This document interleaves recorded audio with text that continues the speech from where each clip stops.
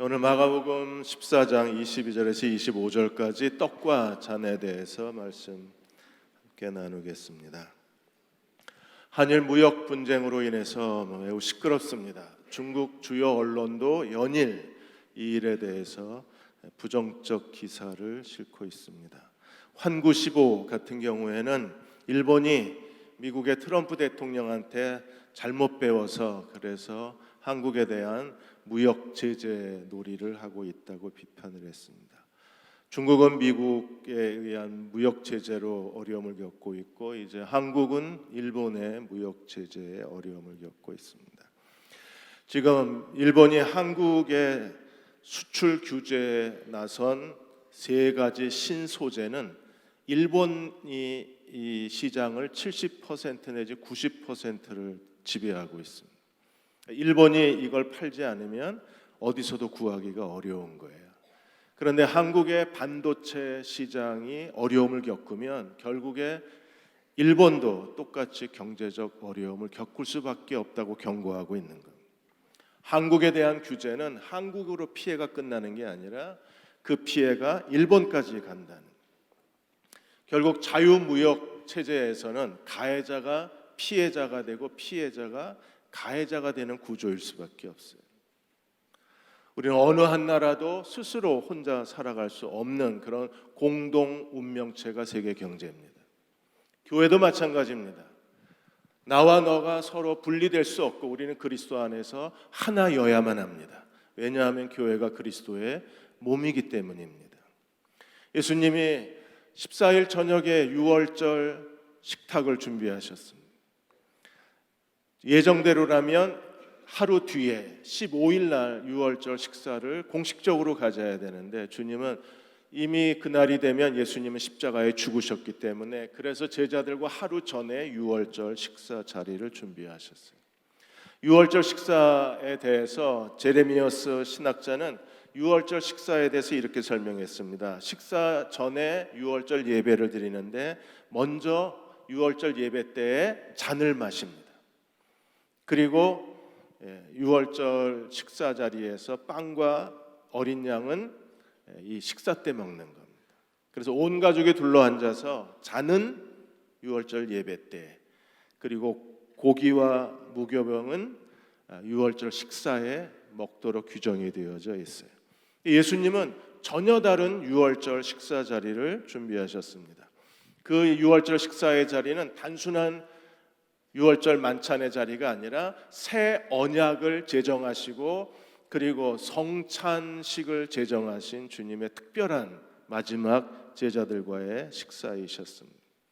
오늘 두 개의 중요한 내용이 있습니다. 하나는 출애굽기의 유월절을 통한 시내산 언약, 그리고 예수 그리스도가 그리스도의 유월절을 통한 새 언약과 그리고 떡과 잔의 성찬식 제정, 이 두 가지 내용이 오늘 본문에서 우리에게 구약의 언약식과 신약의 예수님의 새로운 언약식을 우리에게 보여주고 있습니다.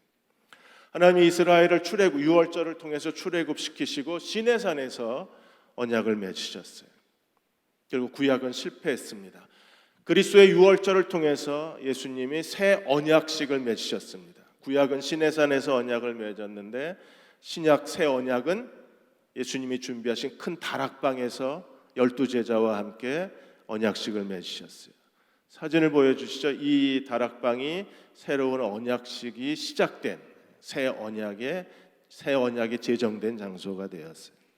예수님이 여기서 유월절 식사는 포도주와 어린 양 고기와 무교병을 먹었습니다.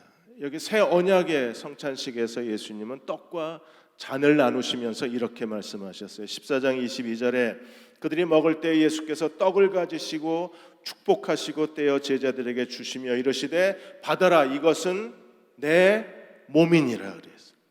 제자들이 얼마나 당황했을까요? 빵을 떼어 주면서 주님이 말씀하시기를 내 몸이라고 그랬어요. 아마 이해를 못했을 겁니다.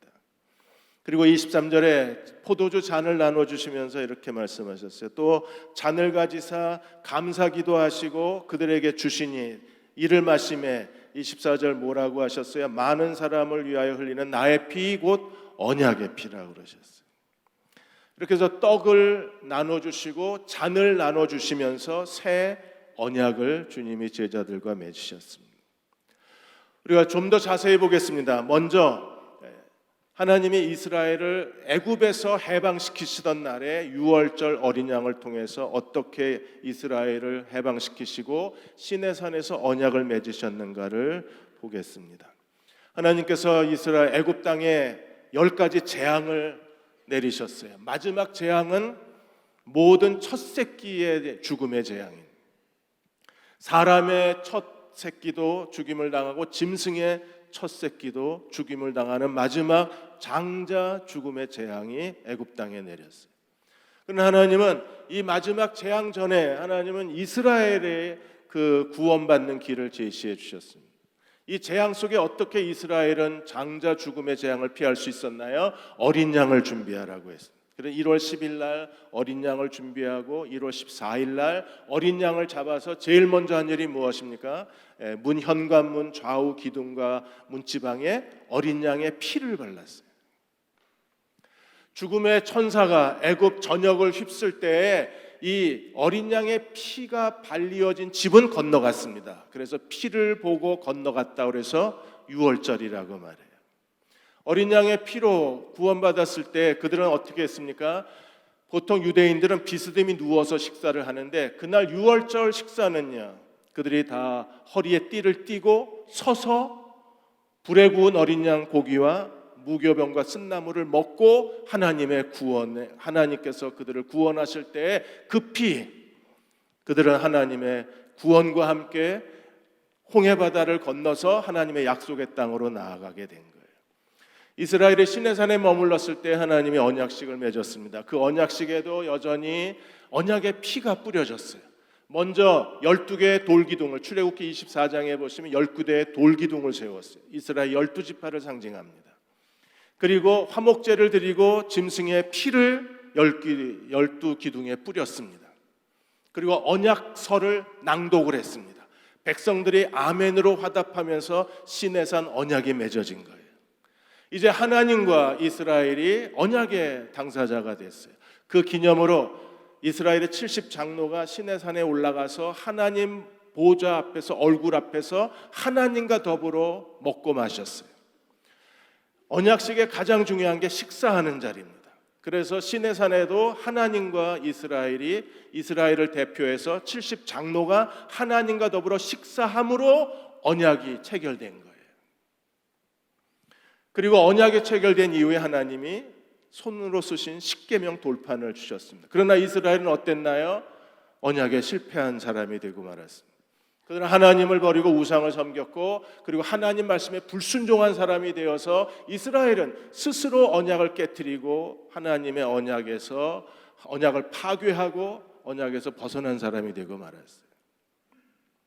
오늘도 우리가 하나님의 언약 안에서 하나님께 순종하는 그리스도의 종들이 되어야 합니다. 하나님 말씀에 순종하고 하나님을 기쁘시게 섬기는데 온 힘을 다 기울여야 돼요. 이스라엘이 실패했던 것처럼 우리도 실패할 가능성이 있기 때문에 그렇습니다.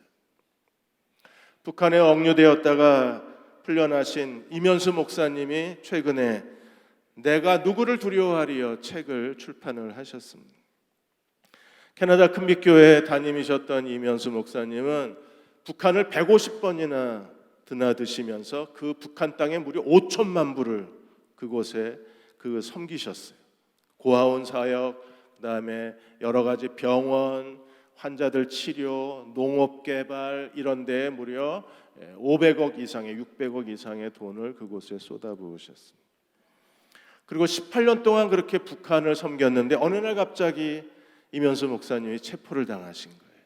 그리고 무려 949일 동안 그 노동교화소에 갇혀 있었고 북한의 감옥에 계셔야 했었습니다. 처음엔 억울하셔서 왜 내가 너희를 어떻게 섬겼는데 너희에게 얼마나 많은 것들을 내가 너희를 위해서 내놓았는데 이게 나에 대한 보답인가, 이 분노 때문에 잠을 이루지 못하셨다가 하나님께서 북한 바깥에서 북한을 위해서 기도하는 게 아니라 북한 땅 안에서 북한을 위해서 기도하러 보내셨다고 생각이 드는 순간에 마음에 자유를 얻으신 거예요.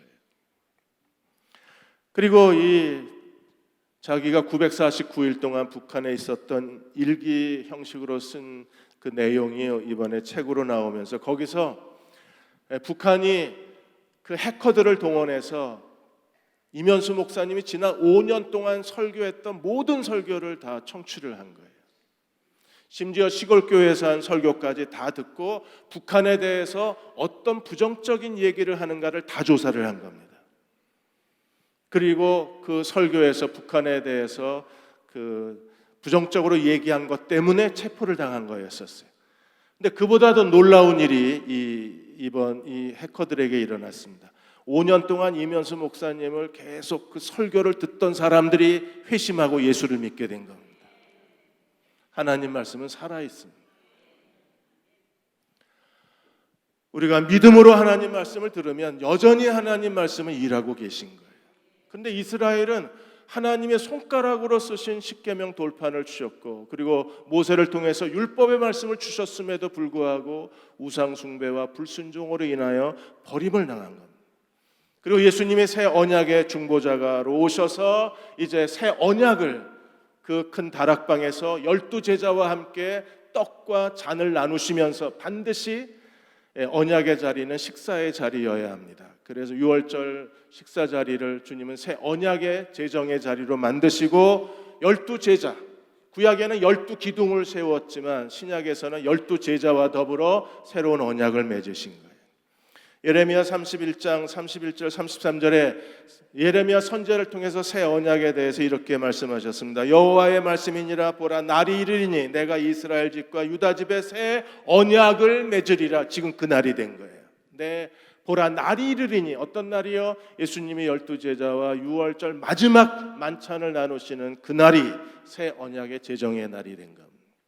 32절에 이 언약 왜 새 언약을 맺으셨습니까? 먼저 맺은 옛 언약이 실패했기 때문입니다. 그래서 이렇게 말합니다. 이 언약은 내가 그들의 조상들의 손을 잡고 애굽 땅에서 인도하던 내던 날에 맺은 것과 같지 아니할 것을 출애굽 유월절 출애굽 때에 하나님이 이스라엘과 맺은 것과 같지 아니할 것은 내가 그들의 남편이 되었어도. 왜 갑자기 남편 얘기가 나오나요? 언약 얘기하시다가 언약이라는 히브리어 단어 베리트라는 단어가 결혼이라는 단어가 똑같은 말입니다. 그래서 결혼은 언약입니다. 하나님이 이스라엘과 언약을 맺으셨을 때 하나님이 이스라엘의 남편이 되시고 이스라엘은 하나님의 아내가 된 거예요. 그래서 이스라엘이 하나님을 버리고 우상을 섬기는 걸 이스라엘이 간음했다고 하나님이 책망하신 이유가 거기에 있습니다. 내가 그들의 남편이 되었어도 언약식을 통해서 시내산 언약을 통해서 하나님이 이스라엘의 남편이 되었지만 그러나 이스라엘이 내 언약을 깨뜨렸음이라 여호와의 말씀이니라. 그래서 하나님이 어떻게 하시나요? 33절에 그러나 그날 후에 내가 이스라엘 집과 맺은 언약은 이러하니 새 언약을 맺으셨습니다. 새 언약은 어떤 내용인가요? 내가 나의 법을 그들의 속에 두고 본능과 영혼에 두고 그들의 마음에 기록하여 나는 그들의 하나님이 되고 그들은 내 백성이 될 것이라. 나는 여호와니라. 오늘 예수 그리스도를 믿고 구원받은 사람들은 새 언약 백성이 된 것을 믿으십니까? 하나님이 나의 하나님이 되시고 우리는 새 언약 백성이 된 거예요. 신학자 마샬은 이렇게 말했습니다. 구약은 유월절을 통해서 유월절과 출애굽을 통해서 하나님이 언약을 맺으셨지만 이제 신약은 예수 그리스도가 유월절 어린 양으로 오셔서 십자가의 죽으심으로 예수 그리스도의 십자가의 죽음으로 하나님이 예수 그리스도를 믿고 구원받은 하나님의 백성들과 더불어 새 언약을 맺으셨다고 하셨습니다. 그러므로 오늘 제자들과 더불어 갖는 마지막 만찬의 자리는 새 언약 체결하시는 새 언약의 시작의 날이 된 거예요. 이제 12제자가 믿는 하나님을 믿고 구원받은 하나님의 백성들의 대표가 되어서 예수님과 더불어 언약을 맺으심으로 새 언약 시대가 공개적으로 시작이 된 겁니다. 누가 하나님의 새 언약 백성이 될 수 있을까요? 예수님의 몸을 먹고 예수님의 피를 마시는 이 성찬에 참여한 자들이 예수님의 새 언약 백성이라는 증거를 갖는 겁니다. 요한복음 6장 54절 57절에서 예수님이 이렇게 말씀하셨어요. 내 살을 먹고 내 피를 마시는 자는 영생을 가졌고 우리가 예수 그리스도를 믿는다는 건 무슨 뜻입니까? 예수님을 영접한다는 것은 예수님의 살을 먹고 예수님의 피를 마시는 거예요. 초대교회 때는 이게 잘못 해석이 돼서 많은 믿지 않는 사람들이 이 말을 오해를 했습니다. 그래서 그리스도인들은 야만인이고 그리스도인들은 식인종이라고 그랬어요. 왜? 예수님을 뜯어먹고 예수님의 피를 마시니까 이게 그리스도인들은 인간 이하의 종자들이라고 그랬습니다. 이 말을 이해를 못한 겁니다. 여러분은 이해가 되십니까? 내가 언제 예수님의 살을 뜯어먹었지? 내가 예수님의 피를 마셨다고? 예수님 피 맛이 어떠신가요? 예수님의 살을 먹고 예수님의 피를 마셔야 영생을 가졌답니다. 영생을 가진 자가 되어야 마지막 날 하나님이 우리를 부활의 몸으로 다시 살려내실 수 있는 거예요. 55절에 예수님은 이렇게 말씀하셨어요. 내 살은, 내 육체는, 내 몸은 참된 양식이요 내 피는 참된 음료로다. 예수님이 참된 양식이요 참된 음료라고 선언하셨어요. 지금 이 말씀을 어디서 하고 계시나요? 디베라 바닷가에서 하고 계신 거예요. 디베라 바닷가에 5천 명이 넘는 사람들이 모였습니다. 한 2만 명이 되는 사람들이 하나님 말씀을 듣고 있었습니다. 예수님이 제자들에게 너희가 먹을 것을 주라고 했을 때 제자들이 먹을 것을 줄 방법을 찾지를 못했을 때 예수님이 어떻게 하셨어요? 오병이어를 가지시고 축사하시고 떼어 나누어 주시자 그곳에 많은 사람들이 다 배불리 먹고 12강주리가 남았습니다. 이 디베라 바닷가에서 2만 명이 되는 사람을 먹이시는 이 장면을 신약학자들은 디베라 바닷가의 성찬의 자리라 그랬습니다. 그리고 예수님이 나는 생명의 떡이라고 선언하셨어요. 구약에서 하나님이 만나로 40년 동안 광야에서 이스라엘을 먹이셨습니다. 그 만나는 바로 예수님 자신이셨어요. 예수님이 생명의 떡으로 오셔서 그를 믿는 자마다 영원한 생명을 얻게 하신 것이 하나님의 구원입니다. 다 예수 그리스도를 믿으셨습니까? 그렇다면 예수님이 생명의 떡이 되어서 우리에게 새 생명을 주시고 그분이 참된 음료가 되셔서 우리의 모든 죄를 사하시고 하나님의 자녀라 일컬음을 받게 해주신 거예요. 그러므로 56절에 이렇게 말합니다. 내 살을 먹고 내 피를 마시는 자는 내 안에 거하고 나도 그의 안에 거하는. 예수님의 살을 먹고 피를 마셨다는 건 주님과 연합하는 걸 의미합니다. 내가 주님 안에 있고 주님이 내 안에 있는 거예요. 우리가 주님 안에 있다는 걸 상징적으로 아주 생생하게 표현한 게 내 살을 먹고 내 피를 마셨다는 겁니다. 우리가 주님을 먹고 주님을 마셨다는 것은요, 우리가 그리스도 안에 있고 주님이 내 안에 살아계시는 그리스도와의 연합을 상징하는 겁니다. 그럼 어떻게 살아야 되나요? 57절에 살아계신 아버지가 나를 보내심에 내가 아버지로 말미암아 사는 것 같이 나를 먹는 그 사람은 나로 말미암아 살리라. 예수님은 하나님으로 말미암아 살아서 하나님을 의지하고 모든 일에 하나님의 능력과 하나님의 지혜와 하나님의 권능으로 아버지의 뜻을 행하며 사셨습니다. 오늘 예수님의 살을 먹고 피를 마신 그리스도 안에 있는 사람들은 우리는 어떻게 살아야 되나요? 그리스도로 말미암아 사는 자가 되어야 합니다. 주님이 내 안에 살아계시기 때문에 주님이 내 안에 살아계신다는 게 그분의 살을 먹고 피를 마셨다는 그 비유적 표현인 거예요. 그래서 우리는요, 주님이 내 안에 살아계시기 때문에 그리스도로 말미암아 사는 자가 되어야 합니다. 한옥 목사님이 이번에 하나님의 경영이라는 책을 하나 쓰셨어요. 그리고 청년들에게 창조주, 너희 창조주를 기억하라고 하신 말씀을 가지고 다니엘을 해석을 했습니다. 청년의 때에 너의 창조주를 기억하라. 이 말의 뜻은 어려서부터 하나님을 예배하고 하나님과 교제하는 아이가 되라는 주의 명령이라고 했습니다. 그러나 오늘 부모들은 아이들이 이 세상에서 낙오되거나 루저가 되거나 그들의 인생의 패배자가 되지 않게 하기 위해서 세상 사람이나 하나님을 믿는 그리스도인 부모나 똑같다 그랬습니다. 유치원 다닐 때부터 아이들은요, 학원을 드나들어야 합니다. 초등학교 때에도 학원을 몇 개씩이나 다녀야 합니다. 그리고 심지어 믿음을 가진 부모조차도 아이가 하나님을 예배하는 주일날 예배드리는 시간조차 아까워합니다. 공부해야 되는데. 이 공부, 좋은 대학을 보내야 된다는 강박관념 때문에 좋은 대학을 보내야 아이의 인생을 그 좋은 대학이 책임져 줄 거라는 기대감 때문에 부모는 자녀들을 계속 공부하라고 몰아붙이고 있는 거예요. 그러나 한옥 목사님이 지난 30년 동안 목회하면서 좋은 대학이 그들의 인생을 책임져 주지 못한다는 사실을 그 책에다 쓴 겁니다.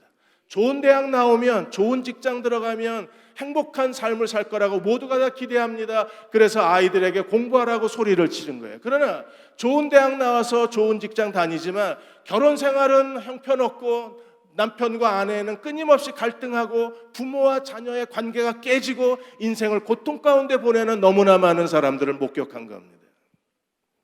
심지어 어느 한 형제는 미국의 명문대학을 나와서 모두가 다 부러워하는 직장에 들어갔지만 그러나 공부하느라고 대인관계가 원만하지 못해서 직장에서 대인관계 기피증에 빠졌습니다. 결국 회사를 그만뒀습니다. 정신과 치료를 받습니다. 그의 인생은 서서히 무너져가기 시작하는 거예요. 좋은 대학 졸업장이 인생을 책임져 주는 게 아니라 하나님이 우리의 인생을 책임져 주시는 거예요. 다니엘을 예를 들었습니다. 다니엘은 유대 이스라엘에서 포로로 끌려온 젊은이입니다. 그러나 다니엘의 지식은요, 바벨론의 모든 박사들보다 10배가 뛰어났다 그랬어요. 수학 경시대회 했나요? IQ 검사했더니 10배가 뛰어났나요? 그렇지 않습니다. 10배라는 단어 뜻이 뭐예요? 도저히 비교할 수 없다는 겁니다. 포로로 끌려온 히브리 소년들의 지혜와 지식이 바벨론 그 최고의 학문을 배운 박사들보다도 비교할 수가 없다는 겁니다. 왜 그렇습니까? 다니엘은 하루 3번 하나님 앞에 예루살렘 창문을 열어놓고 기도했던 젊은이입니다. 다니엘이 기도할 때마다 하나님이 다니엘에게 지혜와 명철을 부어주셨습니다.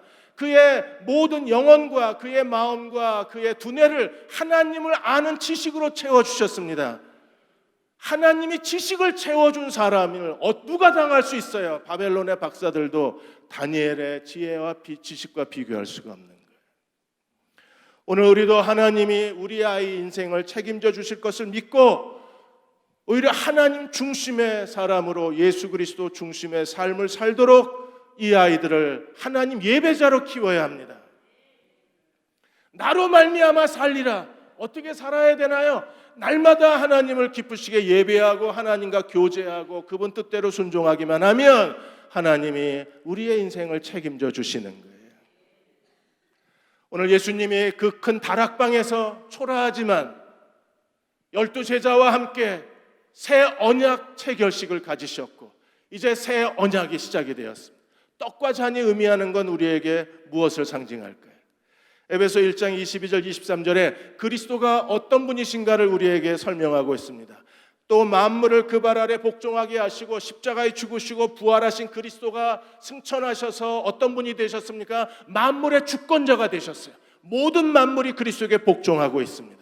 만물의 주권자이신 그리스도는 만물 위에 교회의 머리로 삼으셨느니라. 지금 예수님은 어떤 존재로 우리를 통치하고 계시나요? 교회의 머리가 되셔서 교회를 통하여 하나님이 우리를 통치하고 다스리시는 거예요. 그래서 23절에 교회는 그의 몸이니 만물 안에서 만물을 충만케 하시는 이의 충만이라. 예수님이 교회의 머리가 되시고 구원받은 우리가 그 교회의 그 몸의 지체가 되어서 하나님의 충만을 경험하게 하신 것이 하나님의 구원입니다. 하나님이 우리를 어디로 부르셨어요? 우리가 믿고 따르는 예수님이 어떤 분이십니까? 그분이 교회의 머리로 계시고 우리는 어떤 사람입니까? 그분의 몸의 지체로 오늘 그리스도와 연합이 되어져 있는 거예요. 이 사실을 기억해야 합니다. 그리고 이 진리를 따라서 우리가 주님을 섬겨야만 합니다. 그럼 어떻게 살아야 되나요? 에베소 3장 6절에 우리에게 3가지 제자들을 보여주셨습니다. 이는 이방인들이 복음으로 말미암아 그리스도 예수 안에서 첫째, 하나님과 함께 상속자가 되고 그리스도와 함께 상속자가 되고 둘째, 그리스도와 함께 지체가 되고 셋째, 그리스도와 함께 약속에 참여하는 자가 됩니다. 이게 그리스도인의 일생입니다. 주님을 따른다는 것은 첫째, 그리스도와 함께 상속자, 하나님의 자녀가 되는 것이고 둘째, 교회가 그리스도의 몸이라고 그랬습니다. 그 몸의 지체로 살아가는 것이고 셋째, 그리스도가 다시 오실 때 그리스도와 함께 하나님의 영광스러운 나라의 약속에 참여하는 자가 됨으로 우리는 하나님의 구원을 완성시키는 거예요. 그러므로 누구나 다 이 길을 걸어가야 합니다. 첫째로 우리는 그리스도와 함께 상속자가 되어야 합니다. 어떻게 우리가 주님의 상속자가 되나요? 이를 위해서 제일 먼저 무엇을 해야 합니까? 예수 그리스도의 피로 우리의 모든 죄가 용서받고, 예수 그리스도의 새 언약의 피로 우리가 죄로부터 해방되고, 예수 그리스도의 피로 우리가 하나님의 자녀로 거듭나야만 합니다. 유월절에 어린 양의 피를 바르고 이스라엘 백성이 해방되었던 것처럼 오늘 우리는 신약의 유월절에 어린 양으로 오셔서 십자가에 죽으신 예수 그리스도의 피로, 그 언약의 피로 우리는 의롭다함을 받고 모든 죄가 용서받고 죄 사함을 받고 우리는 하나님과 함께 상속자가 되는 거예요. 지금도 복음이 증거되는 곳에 예수 그리스도를 믿는 자들이, 그들이 하나님과 예수 그리스도와 함께 하나님의 상속자가 되어 하나님 나라를 섬기고 있습니다. 세계에 이슬람 국가가 많이 있는데 그 중에 가장 큰 이슬람 국가가 알제리입니다. 알제리는 국민의 95%가 무슬림 이슬람 국가입니다. 그런데 이 알제리에서 최근에 그리스도인의 숫자가 크게 늘어나고 있어요. 이 아프리카, 중동 아프리카 쪽에는 선교사들보다는 SAT7이라고 해서 위성을 통해서 복음을 증거하는데, 이 기독교 위성 방송을 통해서 기독교 복음을 전하는 그 렉스 로저스 박사가 최근에 알제리에서 일어나고 있는 놀라운 일에 대해서 보고서를 내놨어요. 2008년도에 이 95%가 이슬람 국가인 알제리에서 기독교인이 10,000명이 안 됐습니다. 근데 2015년도에 38만 명으로 늘어났습니다. 그리고 2019년도 초에 무려 50만 명으로 늘어났습니다. 빠르게 그리스도인의 숫자가 증가되고 있습니다. 조슈아 프로젝트의 관계자에 의하면 50만이 아니라 알제리에서 대략 60만의 기독교인이 있는 걸로 추산을 합니다. 이 이슬람 국가에서 기독교인이 된다는 것은요, 목숨을 내놓은 겁니다. 자기 인생 포기한 거예요. 그들은 가족과 이웃으로부터 박해를 당할 뿐 아니라 알제리는 국가법으로 기독교로 개종을 못하게 돼 있어요. 만일에 기독교인이 되면 알제리 국가에서 그들에게 그 반종교 개정법을 적용해서 감옥에 보내거나 아니면 신성 모독죄를 씌워서 종신형을 처하거나 사형시켜버립니다. 전 재산을 다 잃어버릴 수 있습니다. 직장도 다 잃어버립니다. 모든 소중한 것들을 다 잃어버립니다. 이런 나라에서 그리스도인이 된다는 것은 쉬운 일이 아닙니다. 그러나 그들은요, 모든 걸 버리고 기꺼이 그리스도 앞에 믿음을 고백하고 그들은 그리스도와 함께 상속자가 되었습니다. 복음의 능력입니다. 새 언약의 피가 우리의 모든 죄를 용서할 뿐 아니라 죄로부터 해방시키시고 그리고 죽음의 권세로부터 우리를 자유케 하고 하나님 그리스도와 함께 하나님의 상속자가 되게 하는 거예요. 이제 두 번째로 우리는 그리스도와 함께 지체가 되어야 합니다. 예수님이 교회의 머리가 되시고 교회는 그의 몸이고 구원받은 우리는 그 몸의 지체로 살아가는 거예요. 이게 교회의 놀라운 신비입니다. 교회의 비밀이 여기 있습니다. 교회는 이 건물이 교회가 아닙니다. 조직이 교회가 아닙니다. 교파가 교회가 아닙니다. 프로그램도 아닙니다. 교회는 예수 그리스도의 몸으로서의 생물학적 공동체를 교회라고 합니다. 고린도전서 12장 12절 13절에 이렇게 말합니다. 몸은 하나인데 많은 지체가 있고 몸의 지체가 많으나 한 몸인가 같이 그리스도가 그러하시다. 우리가 믿고 따르는 예수님은 어떤 분이십니까? 한 몸에 많은 지체를 가지신 분이십니다. 어떻게 이 일이 가능한가요? 13절에 우리가 유대인이나 헬라인이나 도저히 가까워질 수 없는 거대한 증오의 장벽이 세워져 있는 사람들입니다. 그들은 문화적 차이가 있고 언어의 차이가 있습니다. 그들은 서로 하나가 될 수 없는 사람들입니다. 종이나 자유자나 유대 사회에서 이 귀족과 그 노예 계급은요, 평민과 노예는요, 그들은 절대로 하나가 될 수 있는 사회 계급의 사람들입니다. 그럼에도 불구하고 다 한 성령으로 침례를 받아 한 몸이 되었고, 우리 안에 하나님이 성령을 주신 목적이 무엇입니까? 우리를 그리스도 안에서 한 몸이 되게 하시는 게 성령의 목적입니다. 성령이 오신 목적은 성령 침례를 통해서 우리를 그리스도 안에서 한 몸으로 만드시는 거예요. 사회 계급의 차이가 있고, 그리고 여러 가지 우리의 생각의 차이가 있고, 삶의 수준의 차이가 있고, 문화적 차이가 있음에도 불구하고 우리가 그리스도 안에서 하나가 될 수 있는 것은 성령 안에서 성령이 하시는 일이에요. 그래서 우리가 다 한 성령을 마시게 된 겁니다. 우리 안에 성령이 내주하고 계심을 믿으십니까? 그렇다면 이미 우리는 유대인이나 헬라인이나 종이나 자유자나 남자나 여자임에도 불구하고 이런 사회적 차별과 그리고 간격이 있음에도 불구하고 우리는 그리스도 안에서 한 몸의 지체가 된 겁니다. 놀랍지 않습니까? 우리가 예수님을 믿는다는 건 예수님의 몸을 먹는 거고, 예수님의 피를 마시고 몸을 먹은 사람이 어떻게 됐어요? 예수님의 몸의 일부분이 되는 거예요. 이게 교회의 비밀이 여기에 있는 겁니다. 그러므로 교회는 예수님의 두 번째 성육신이십니다. 2000년 전에 마리아의 몸으로 이 세상에 육체로 오셨다면 예수님은 이제 우리를 통해서 그의 몸된 교회를 통하여 주님은 지금 우리가 살고 있는 이 시대에 우리 안에서 우리와 함께 계신 분이십니다. 교회가 있어야 예수님이 이 땅에 계셔서 하나님 나라 사역을 하실 수 있는 거예요. 2000년 전 유대 땅에서 가르치시고 치유하시고 능력을 베풀었던 주님이 오늘 이 시대에 우리를 통하여 여기 계시게 하는 것, 이게 교회의 사명입니다. 주님이 여기 계셔야 합니다. 여기 살아 계셔야 합니다. 그래야 복음이 전파되고, 그래야 사람들이 회개하고 주님께로 돌아와 구원받고, 우리가 기도할 때 응답이 되고, 하나님이 다니시는 찾아오는 모든 병자를 고치시고 죽은 자를 다시 살려내시고 하나님의 권능을 행하실 수 있는 것은 주님이 이 시대에 여기에 살아계셔야 돼요. 주님이 살아계시게 하려면 우리가 그리스도 안에서 한 몸으로 연합이 되어야 합니다.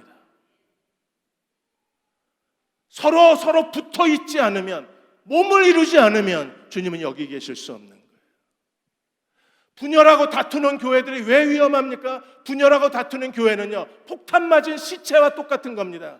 사지가 다 잘단되고 잘라나가고 다 온몸이 파열이 되면 그건 죽은 몸입니다. 교회가 죽은 몸이 되면 주님이 이 시대에 아무것도 하실 수가 없는 거예요.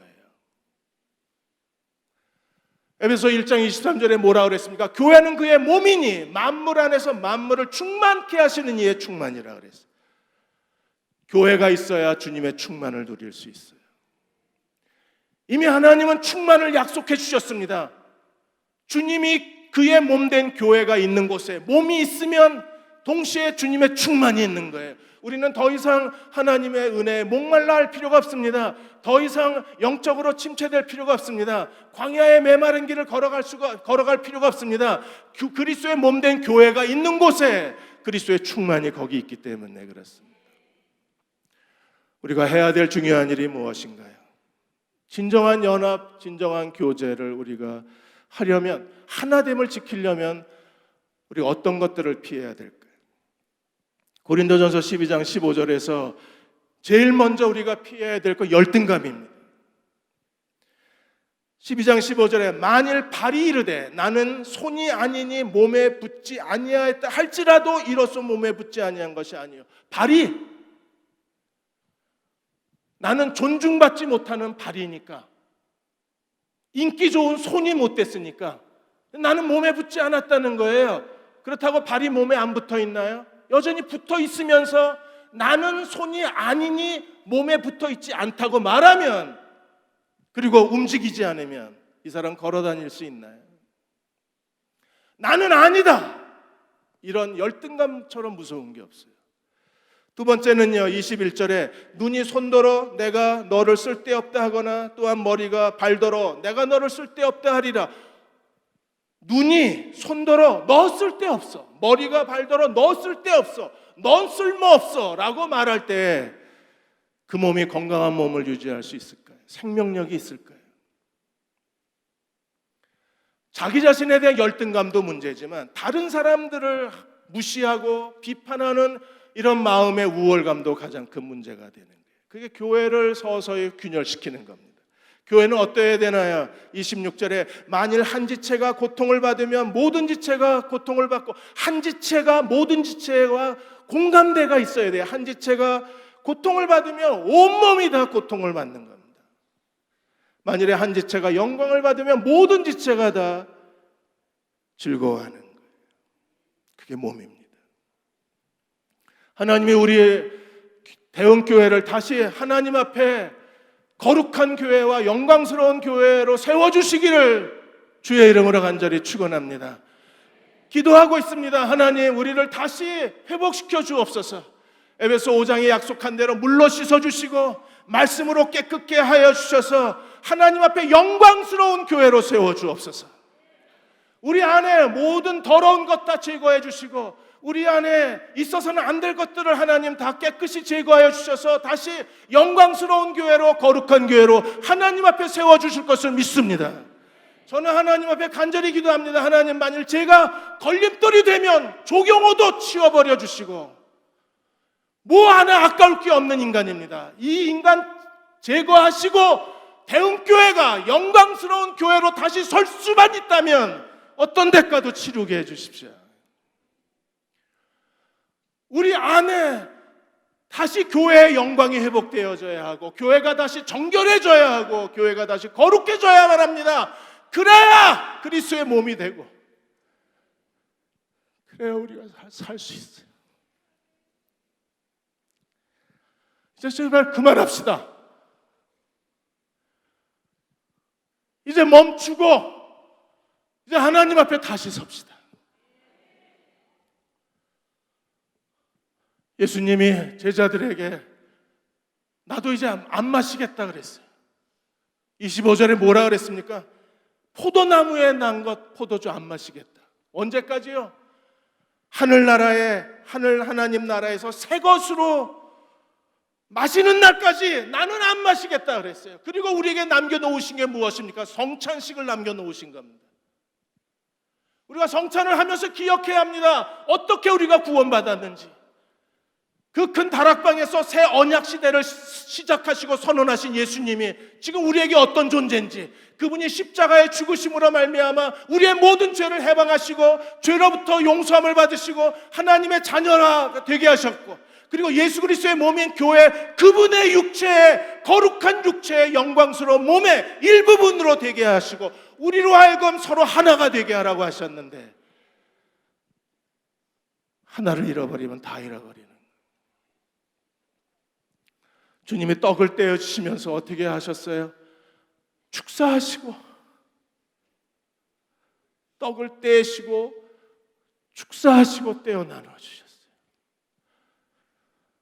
다른 사람들에게 감사할 만한 사람이 되어 주십시오. 하늘을 우러러 감사할 수 있는 교회.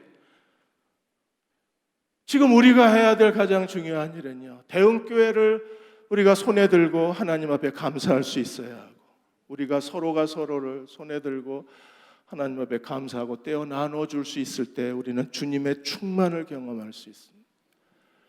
제자들이 어떻게 포도주를 마셨습니까? 커다란 잔에 포도주를 넣고 돌아가면서 한 모금씩 마셨습니다. 그리고 예수님도 그 한 모금을 마셨습니다.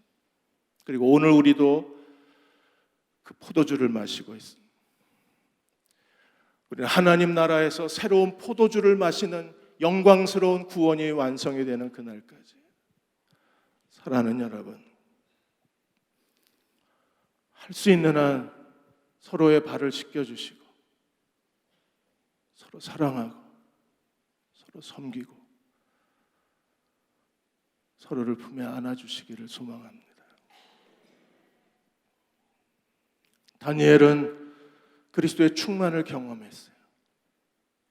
포로로 끌려온 히브리 소년이 누구도 해석하지 못한 꿈을 해석해서, 그리고 바벨론의 둘째 치리자로 하나님이 그를 지극히 높이시고, 사드락 메삭 아벳느고도 하나님이 높여주시고, 그들의 삶은 그리스도로 충만한 삶이었어요.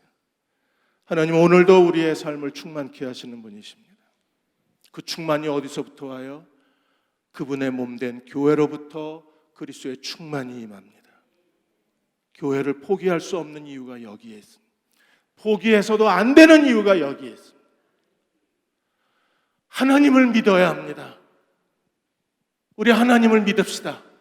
그분은 반드시 모든 티나 주름 잡힌 것들을 제거하시고 물로 씻어주시고 말씀으로 깨끗게 하셔서 이 땅의 모든 교회를 하나님 앞에 거룩하고 영광스러운 교회로 세워주실 것입니다.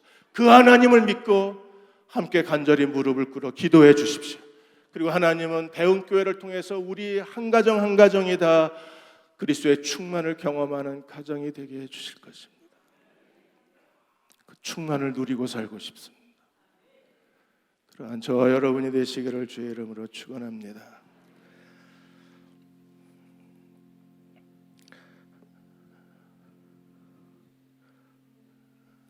하나님, 저희를 불쌍히 여겨 주옵소서.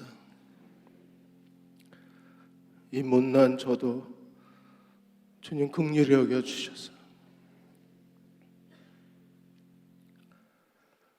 교회 안에 하나님의 권위가 회복되는 일을 위해 주님, 우리가 무엇을 어떻게 해야 할지 알게 해 주셔서 순종하겠습니다. 첫사랑을 되찾겠습니다.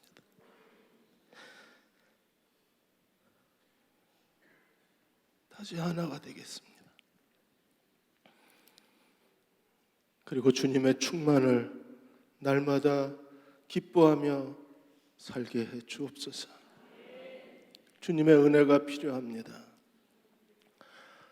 하루하루 주님의 은혜가 넘치는 사랑하는 교우들의 가정이 되게 해주시고 아들, 딸들의 삶이 되게 해주시고 무엇보다도 한국교회가 다시 회복되어 하나님 나라의 영광의 도구로 쓰임받게 하여 주옵소서.